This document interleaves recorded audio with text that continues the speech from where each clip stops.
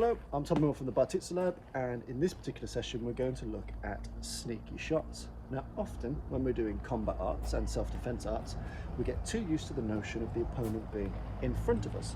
We get used to stepping into a ring, being at a reasonable measure, an agreed measure. And often in real life, people surprise you, they sneak up on you, they come from the side, they come from the back, they appear at odd angles when we don't expect them. So as well as being good Bartitsukas and being able to do all of our boxing, savate, catch wrestling techniques, we need to be able to get used to techniques which work for people coming behind us, to the side, when we don't recognize them. And in this particular video, I'm going to show you some of the techniques that I use to train against sneaky motherfuckers that snake their way around the back of you. So first of these is quite simple. It's known as the pivot blow. It's a horizontal hammer fist.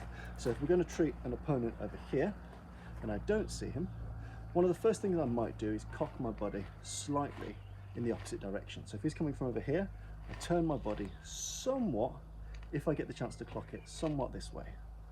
I then raise my elbow relatively high and drop this sideways, and I whip my hip and my foot. So I turn with good power.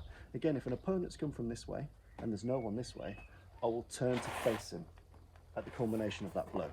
So I'll hit him and then I'm on him. Okay?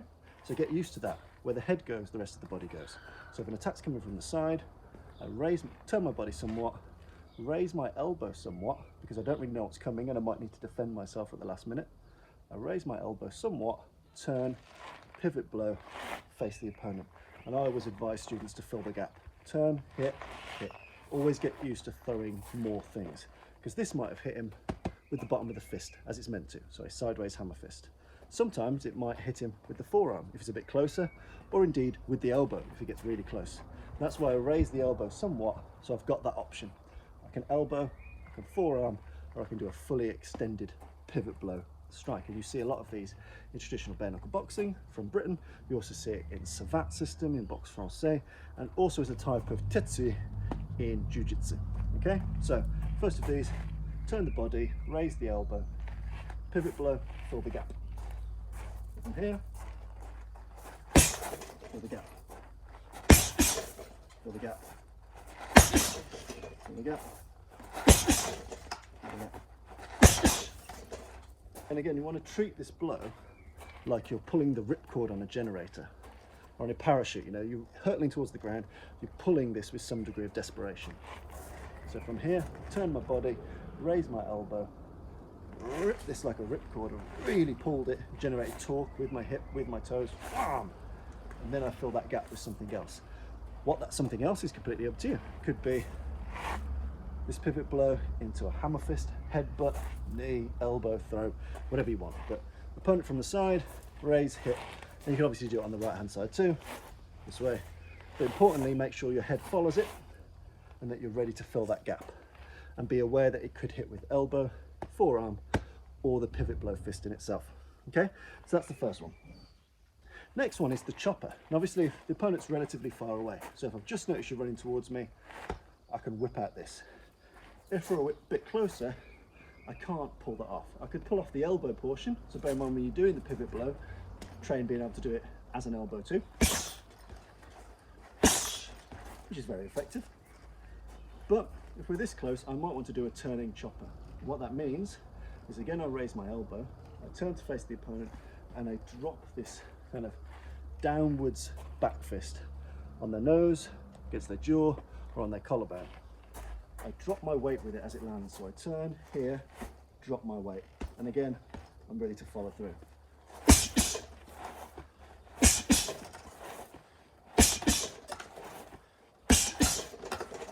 So again, sharp turn, raise the elbow to keep yourself safe against any sucker punches or wild angle blows. Drop this down, be ready to fill the gap. So if you're facing from the side, a pivot blow, bang, hit, bang, hit. A chopper, a bit closer, bang, hit, bang, hit. And again, drop that body weight to rake this down the face. You really want to use those knuckles in a cutting way as well as a percussive, painful way. Next thing we're going to look at is the turn and lead off. So the lead off, as you might have seen in the last video, before it got cut off and I couldn't be bothered to film it again, is where I turn and I lead with that hand. And again, I could be very close to you, so you could be here, and I might decide to lead off with you very close. But with the power of that, I've given myself space to throw something here. So I can do a jab or a lead punch and use that to extend your head back and then fill that gap. So a contracted lead off turn.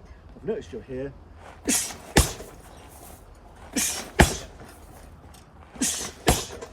Okay, there's that. If you're a bit further away, what I always advise is treat it like you're pulling a gun out the opposite hip. So I've noticed you're here and I want to do a jab. I hold this in this kind of position. So again, I turn my body somewhat. I turn it as if I'm pulling the gun, and then I fire the gun.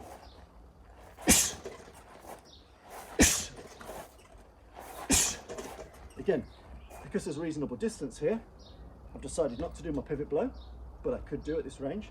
I've decided not to use my chopper. I've decided to turn, kind of pull this gun out the holster and fire that lead off, because that gives me good penetrative power forward. You know, this cuts across and smashes into the side of the face. Sometimes you can mistime this and clip the skull or clip something harder than you'd like.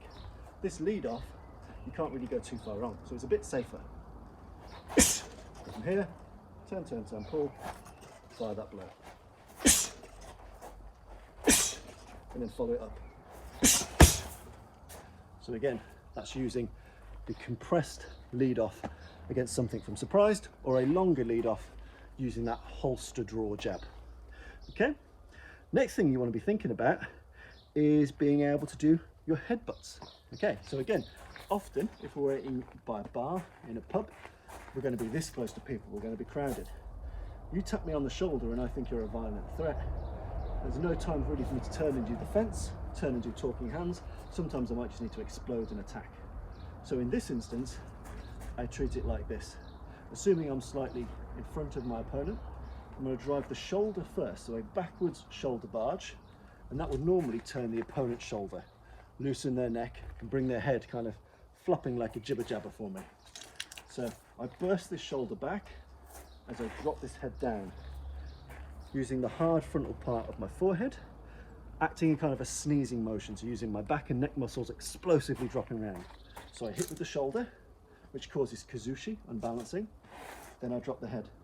Then I turn to fight. And we're on. We're on.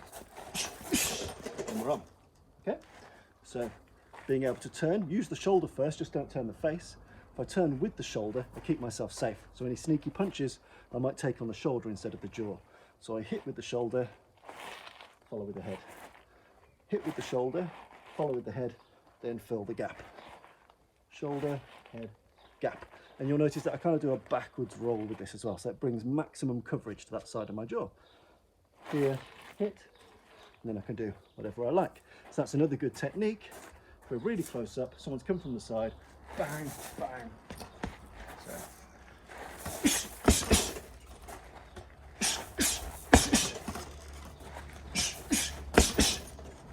Again, great ways to attack people that are coming in for sneaky shots on the side. Then we've got a couple from the Savate tradition. I'm just going to take the gloves off for these. You've got Le Baff, or Le Baff reverse, I should say, using the backhand, still using the knuckles in a backhanded slap. So a bit like the pivot blow, I use this here.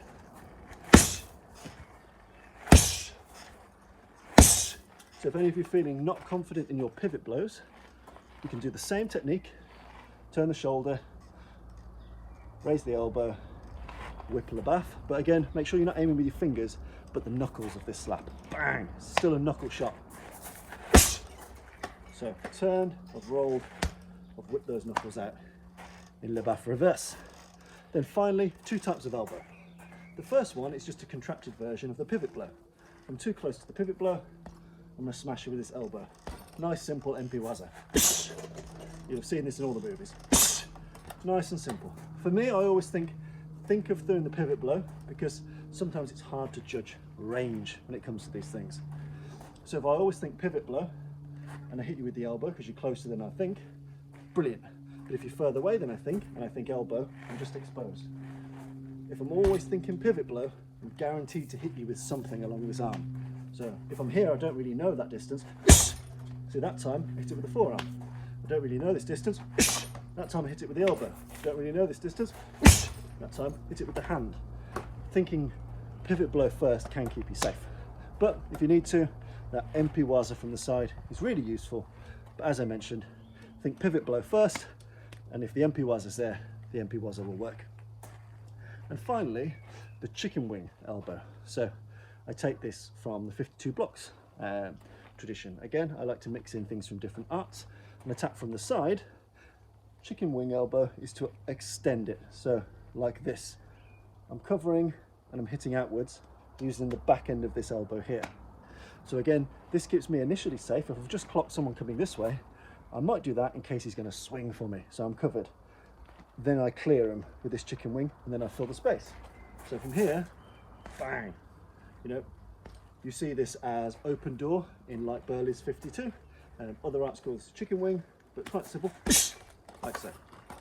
Again, it keeps you safe in the first instance, is aggressive as an elbow, and then allows me to fire in some artillery.